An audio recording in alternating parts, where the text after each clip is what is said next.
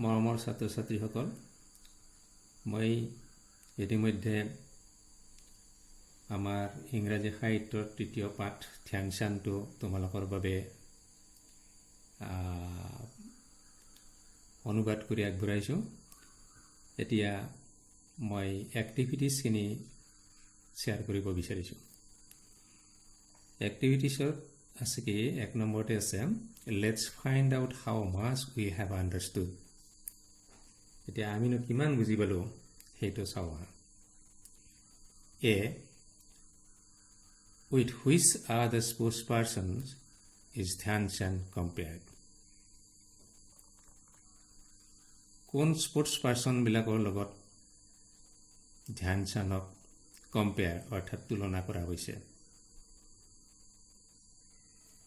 উত্তৰটো হ'ব Dhyanchand is compared with Pele and Muhammad Ali. B, who were the leading masters of hockey when Dhyancand started his career? উত্তৰটো হ'ব the Europeans and the Americans were the leading masters of hockey when Dhyancand started his career.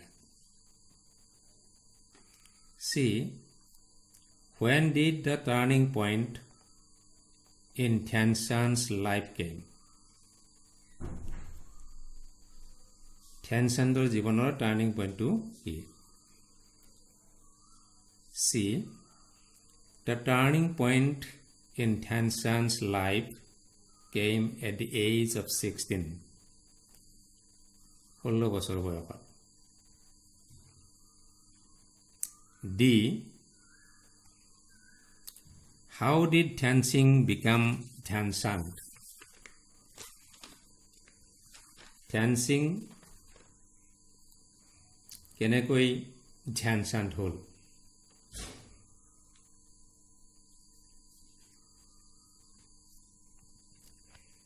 D, Dhyancand's practice sessions coincided with the rising of the moon, and so Dhyancand came to be called Dhyancand by his fellow players.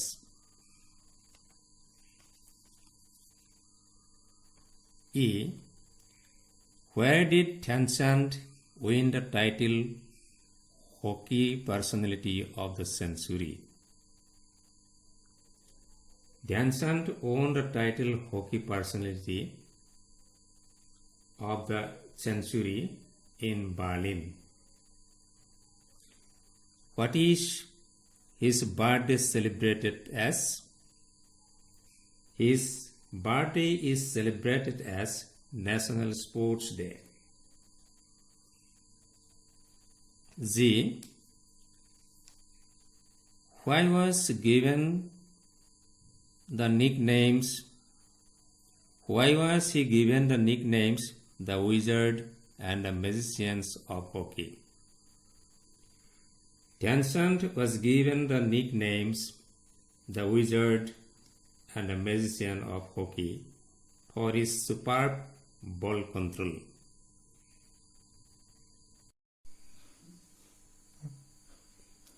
ছাত্ৰ ছাত্ৰীসকল, তোমালোকে এতিয়া মই কৈ দিয়া প্ৰশ্নৰ উত্তৰখিনি চাইছেও লিখিবলৈ পাৰিবা। মই লিখিতভাৱে আগবঢ়াইছোঁ। Activities number 2. There are 6 paragraphs in the lesson. Read the following headings and match them with the respective paragraphs. ইয়াতে আমাৰ পাঠটোত 6টা প্যাৰাগ্ৰাফ আছে। এই 6টা প্যাৰাগ্ৰাফৰ লগত তলত দিয়া কোনটো হেডিঙৰ মিল আছে এইটো চোৱাচোন। Recognition and awards received by Dhyancand, এইটো 6 নম্বৰ দফাটোৰ লগত সংলগ্ন হৈ আছে। 6 নম্বৰ দফাটোৰ লগত মিল আছে। B, Dhyancand's achievement in the international arena, এটা 1 নম্বৰতে আছে, 1 নম্বৰ দফাটোৰ লগত।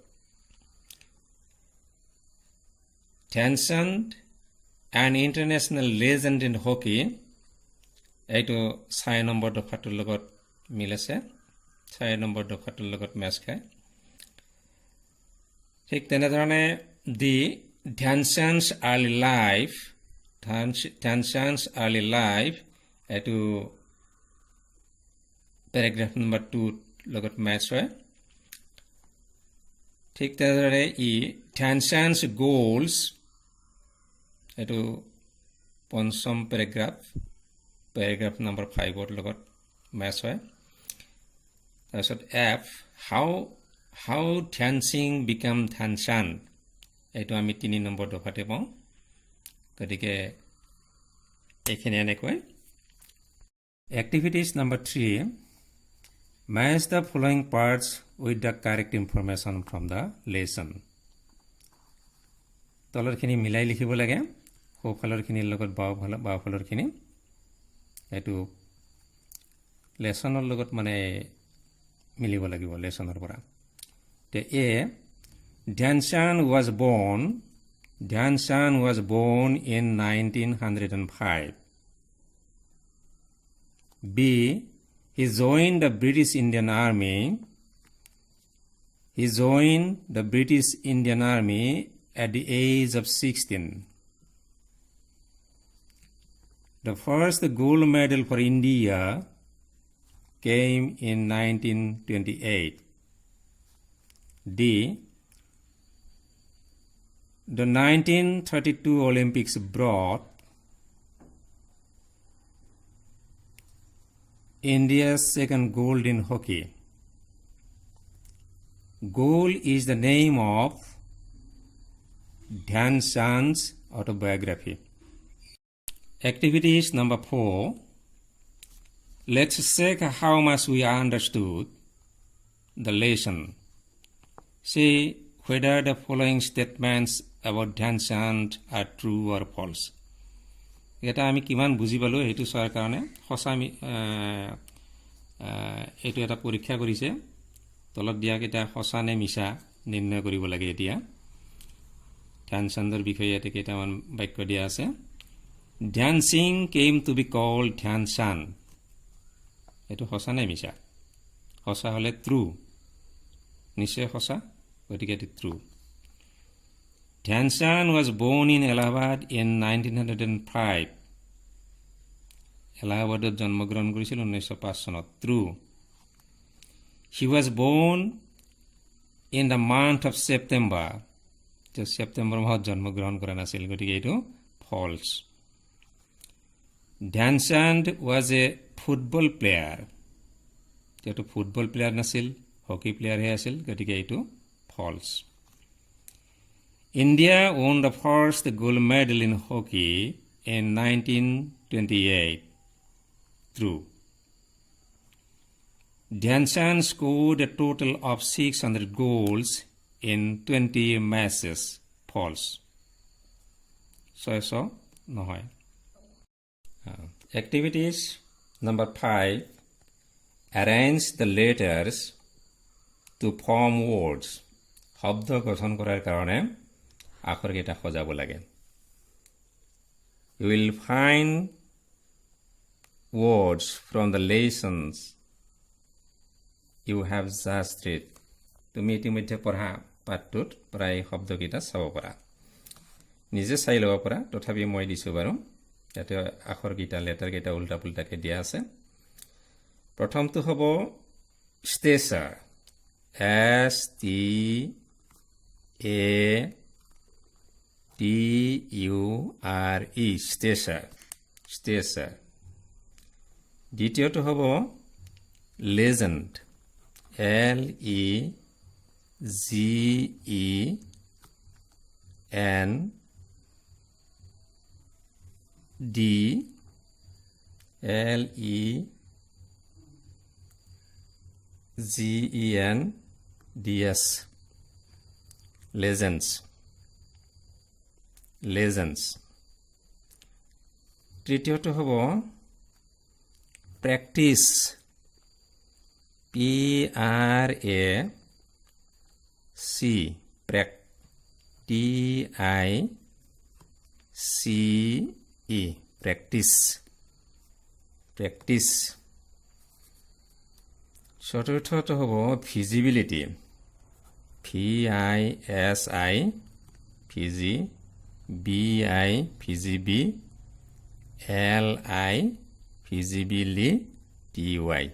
feasibility আৰু শেষৰটো হ'ব career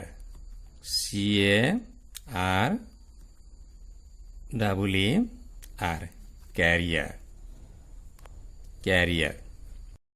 ইয়াতে active 6 নম্বৰত activities number 6 work with a friend আসলতে বন্ধুৰ লগত কৰিবলৈ দিছে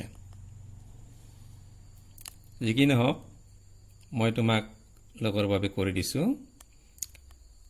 match the words in column A with their meanings in column B A column থকাখিনি B column লগত মিলাইব লাগিছে there's a fame to কোন লগত মিলিব fame to মিলিব fame the state of being known by many people stature to আমি ইতিমধ্যে পালো stature means the importance and respect that a person has become of his or her ability and achievement. The importance and respect that a person has because of his or her ability and achievement. Stature. এতিয়া হি লেজেণ্ডত আছে কি লেজেণ্ডটো মিলিব এইটোৰ লগত legend A very famous person especially in a particular field a very famous person especially in a particular field visibility মিলিব how far something can be seen wizard a person who is especially good at something activities number 7 ইয়াতে এই মিলাই লিখিবই লাগে অৰ্থটো এ কলমত দিয়া কেইটা বিল লগত মিলাই লিখিব লাগে মিলাই লিখিলে অৰ্থটো পোৱা যাব তে ফেমাছ ইয়াতে দিয়া আছে ফেমাছ মানে হল well known ফেমাছ মানে well known ঠিক তেনেকৈ দিছে গ্ৰেটেষ্ট মানে হল biggest মানে biggest joined মানে enlisted ঠিক তেনেকৈ প্লেয়াৰ মানে স্পৰ্টছ পাৰ্চন বিলাকক প্লেয়াৰ কোৱা হয় splendid মানে হল splendid to মিলিব grand activities number 14 quiz time the quiz time ত তোমালোকৰ বাবে কেইটামান প্ৰশ্ন দিছে প্ৰশ্ন কেইটাৰ উত্তৰো মই কৈ দিছো এইবিলাক আসলতে নিজে কৰিব লাগে তথাপি কৰি দিছো চোৱা question number 1 when and where was Dhyan Chand born উত্তৰটো হ'ব Dhyan Chand was born in 1905 in Allahabad.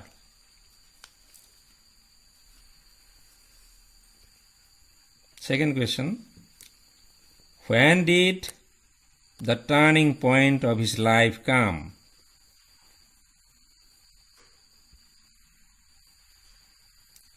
উত্তৰটো হ'ব when he joined in the British Army.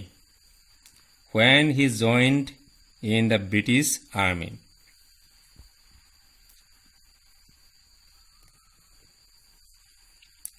Three. At what time of the day did he prefer to do his practice sessions?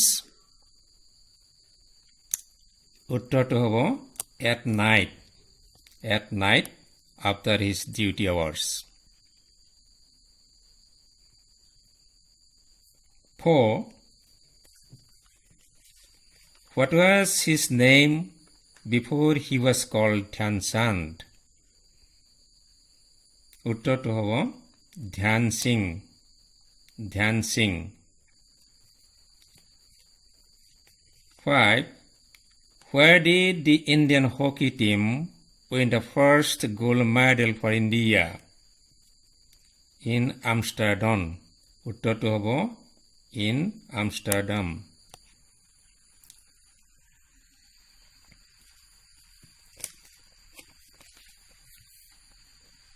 6. Where were the 1932 Olympics held? 1932 Olympics on ক'ত অনুষ্ঠিত হৈছিল? 6. In Los Angeles. Is in Los Angeles. 7. Who led the Indian team to win the third gold medal in Berlin? 7. Dhyan Chand led the team. Uttor hobo Dhyan Chand led the team. 8. What are the nicknames given to Dhyan Chand? Nickname hall uttor hobo ene the Wizard and the Magician of Hockey. এই দুটা তেওঁ nickname পাইছিল. How many goals he scored during the sporting career? How many goals did he score during his sporting career? 570 goals. উত্তৰটো হ'ব 570 goals. 10. What is the name of Dhyan Chand's autobiography? Dhyan Chand's autobiography খনৰ নাম কি? উত্তৰটো হ'ব গোল. Dhyan Chand's autobiography খনৰ নাম আছিল গোল.